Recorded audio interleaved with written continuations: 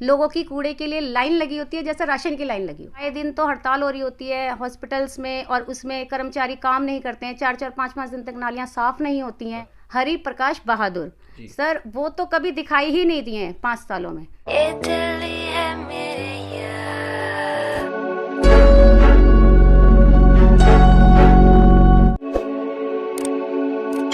दोस्तों, जैसा कि जानते हैं इस समय हमारा सर्वे दिल्ली की एमसीडी चुनाव के लिए चल रहा है। फिलहाल हम वार्ड 54E के अंदर मौजूद हैं, जो जहां पर बहुत सारे दावेदार उठे हुए हैं, आम आदमी पार्टी के भी, बीजेपी के भी।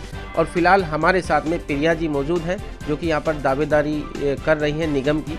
तो उनसे हम कुछ मुद्दों पर बात करेंगे और देखेंगे कि वो जनता के बीच में किन मुद्दों को लेकर जा रही हैं। चलिए हम सीधा उनकी तरफ रुख करते हैं। प्रिया जी, सबसे पहले तो आपका हमारे नेशनल एक्सपोज मीडिया और न्यूज़ स्टार्स इंडिया पर हार्दिक स्वागत है। धन्यवाद सर। अच्छा मैम, आपके वार्ड की जनता सबसे पहले आपका परिचय जानना चाहिए। जी, मेरा नाम प्रिया है और मैं ग्रेजुएशन पास हूँ और इस क्षेत्र की जिला संगठन मंत्री हूँ पूर्वांचल की तरफ। ठीक है। और पार्टी में पार्टी में मेरा योगदान 2012 से है। 23 जनवरी 2012 से आंदोलन के टाइम से मैं इस पार्टी के साथ हूँ। मैम, एमसीडी में 15 सालों से बीजेपी का कब्जा है, ठीक है जी। क्या बीजेपी पार्टी में आपको लगता नहीं है कि बीजेपी पार्टी ने काम कराया है एमसीडी के अंदर? आपको भी जब पता है कि एमसीडी के स्कूल्स भी हैं, हॉस्पिटल्स भी हैं, चैरिटेबल्स भी हैं, नालियाँ गलियाँ ये सब एमसीडी में आ रही हैं। तो एमसीडी में क्या दिक्कत है बीजेपी वालों से, जो आप भी आपकी बार लगे होंगे? सर, एमसीडी में ही हमारे क्षेत्र में तो शुरू से एमसीडी ही रही है बीजेपी की हैं, और आप खुद देखिए कि कितना काम करा है। एमसीडी में दिक्कत ही दिक्कत है सर। कूड़े की गाड़ियाँ, आपके वार्ड की समस्या? हमारे वार्ड की समस्या सबसे बड़ी बात है कि गाड़ियाँ बहुत कम है। कूड़ा जगह जगह बहुत बुरी तरीके से जमा रहता है। गाड़ियाँ आती 3-4 दिन में एक बार हैं। लोगों की कूड़े के लिए लाइन लगी होती है, जैसे राशन की लाइन लगी। इतने परेशान हैं लोग कि कूड़ा कहाँ फेंकें, कैसे फेंकें। बारिश के टाइम पे आ जाइए आप, बारिश के टाइम पे तो यहाँ पे नदियाँ बह जाती हैं कि यहाँ पे इतना हो सकता है कि आप नाव लेके आइए और आके तैर के यहाँ से निकाल के लेके जाइए। नालियाँ साफ़ करने वाले नहीं आते कर्मचारी, ठीक है। और उनकी यहाँ तक तो हड़तालें चलती हैं उसके अंदर, मतलब आए दिन तो हड़ताल हो रही होती है हॉस्पिटल्स में, और उसमें कर्मचारी काम नहीं करते हैं। 4-4 5-5 दिन तक नालियाँ साफ़ नहीं होती हैं। बहुत बुरा हाल है सर। अच्छा, बीजेपी वालों ने तो कभी आके भी नहीं देखा होगा इस क्षेत्र में कि हाँ यहाँ हो क्या रहा है। आपके निगम पार्षद कौन है आपके वार्ड के? सर, हमारे यहाँ के निगम पार्षद बीजेपी के वीर प्रकाश बहादुर जी हैं, और हरि प्रकाश बहादुर, सॉरी। और उन्होंने तो ये देखिए कि नाम बताइए मैम। हरि प्रकाश बहादुर सर, वो तो कभी दिखाई ही नहीं दिए हैं 5 सालों में। मुझे नहीं लगता कि उनकी शक्ल भी किसी को याद होगी कि कौन, हाँ जी, कि कौन निगम पार्षद हैं। उन्होंने तो कभी इस तरफ आके ये नहीं देखा कि समस्या क्या क्या है। रेगुलर वही समस्या बनी हुई है, कूड़े की, पानी की, बिजली की तारें लगी, जो उनके बनने से पहले थी।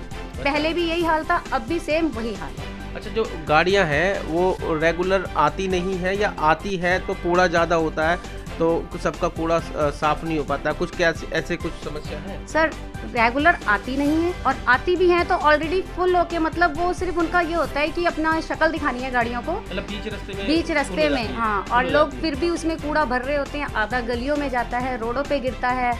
बहुत बुरा हाल है सर गलियों का, यानी कि एमसीडी में तो हद से ज़्यादा बुरा हाल है कूड़े का। अच्छा मैम, अभी चलो ये तो एमसीडी की बात हो गई, लेकिन अभी हम दिल्ली गवर्नमेंट की भी बात करेंगे। दिल्ली गवर्नमेंट में अभी पोल्यूशन के ऊपर सर्वे हुआ था, वर्ल्ड सर्वे। दिल्ली नंबर 1 की पोजीशन पे आया है पोल्यूशन के मामले में। आपने एमसीडी का गिनाया, लेकिन हम अभी दिल्ली गवर्नमेंट का भी गिनाएंगे। तो पोल्यूशन के मामले में दिल्ली नंबर 1 पर आया है पूरे वर्ल्ड में, जो सर्वे हुआ 10 जनवरी 2022 को। तो फिलहाल इसमें जो है 7-8 साल में पोल्यूशन कम नहीं हुआ दिल्ली का। इसके ऊपर कुछ बोलेंगे? सर, दिल्ली वालों का कहाँ का पोल्यूशन है? दिल्ली वालों, हमारा तो कुछ है ही नहीं। ये देखिए ना आप, जितनी फैक्ट्रियां हैं एनसीआर, सारी की सारी दिल्ली के बाहर हैं और दिल्ली से जुड़ी हुई है। उनका सारा पोल्यूशन दिल्ली में आता है। और अब पराली का तो आपको पता ही है, सारा प्रदूषण बाहर से आता है, पंजाब से प्रदूषण होता है। तो दिल्ली वालों का खुद का प्रदूषण कहाँ है? और मेन प्रदूषण का मुद्दा ये नहीं है कि सिर्फ धुआं ही प्रदूषण है, हवा वायु प्रदूषण नहीं है, ये जल प्रदूषण भी तो है सर। नालियाँ फुल है, उनका कूड़ा सड़ रहा है जगह जगह, ये भी तो एक तरीके का प्रदूषण है। और फिर दिल्ली की आम आदमी पार्टी की तरफ से तो देखिए गाड़ियों का क्या है, ऑड इवन लगा रखा है, ठीक है, स्मोक के वो प्लांट वो लगवाए हैं, स्मोक टावर लगे हुए हैं, तो दिल्ली गवर्नमेंट तो हमारी तरफ से तो जितना होता है हम रोक रहे हैं प्रदूषण, लेकिन सारा प्रदूषण तो बाहर का है। बीजेपी ने आज तक करा ही क्या है? कोई चीज़ ऐसी दिखाई है प्रदूषण को बचाने के लिए कि हाँ भी हम ये कर रहे हैं? कुछ भी नहीं हुआ। हमारे वार्ड को ही ले लीजिए, आप देखिए बाहर निकल के कितना बुरा हाल है। तो दिल्ली में तो प्रदूषण दिल्ली वालों का तो है ही नहीं, सारा प्रदूषण तो बाहर वालों का है। लोगों ने मुद्दा बना रखा है बीजेपी ने बस इस चीज़ का। अच्छा, एक चीज़ और करेंगे मैम बात।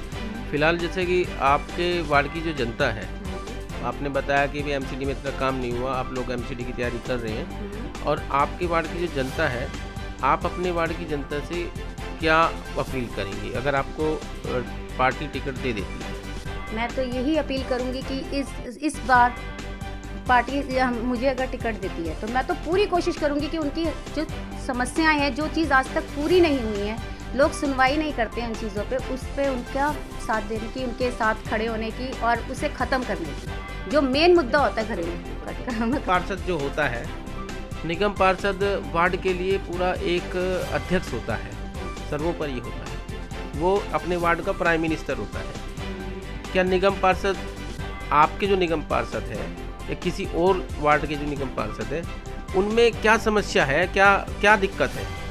सर, हमारे वार्ड के जो निगम पार्षद है वो वाकई में प्राइम मिनिस्टर से कम नहीं है। वो सिर्फ फेस्टिवल पे दिखाई देते हैं, वो भी होर्डिंग वगैरह में बधाई देते हैं। वैसे तो वो कभी समस्या देखने आए ही नहीं है। आम पब्लिक कितनी परेशान है, एमसीडी में कितनी दिक्कत है। मतलब लोग छोटे छोटे मकान बना रहे हैं, उन्हें इतना परेशान किया जाता है। जेई आते हैं, उनसे रेट फिक्स होते हैं, एक लेंटर का इतना पैसा देना पड़ेगा।